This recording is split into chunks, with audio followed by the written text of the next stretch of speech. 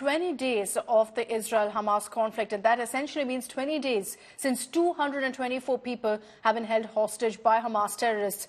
Inconsolable family members have no way out. They're just waiting right now for any news, hoping that their loved ones will come back home safe someday. Shivarur gets us a report now on the hostage crisis. They may be just faces on a wall here, on the wall of the kidnapped. But 20 days after the Hamas struck Israel and took hundreds of Israelis hostage, this wall has become a national symbol. We understand that to mark 20 days, there's going to be an enormous protest right here in the heart of Israel's Tel Aviv city. But each of these names rings out. They're probably just strangers to so many, apart from their families and relatives. But each one of these names has now become symbolic of how long it's taking for this hostage crisis to be resolved. Let me just read out some of these names in the hope that at some place they will be heard and they will be listened. Oron Dira, 54 years old.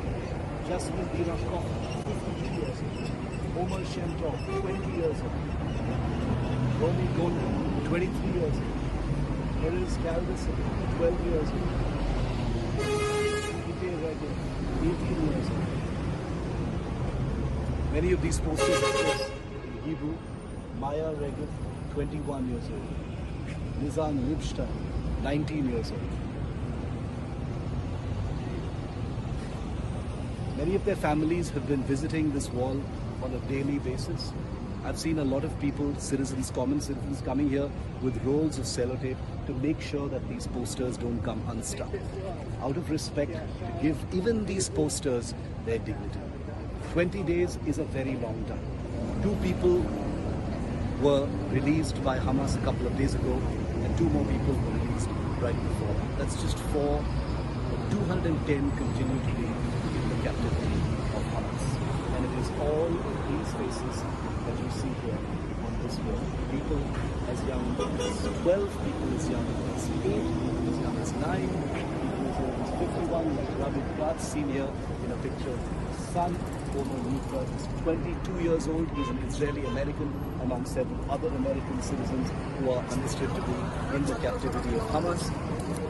This is a situation that is not only representative of the families, of the hostages themselves, but it also answers a question that a lot of people have been asking for a long time, which is, why isn't Israel moving into Gaza? Why hasn't an invasion taken place? What is happening with that ground operation? This is the reason. This is the reason why Israel doesn't have the luxury of simply holding its tanks in Gaza. No military operation is simple. No military operation is black and white, but this one is especially painted in shades of grey, because the lives of each of these people, their families, their sentiments, is of immense priority to how Israel actually execute this.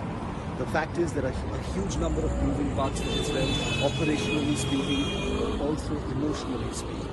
There's a massive amount of pressure from families, and remember, these are families who in normal times would have supported military operations. But when this crisis comes home,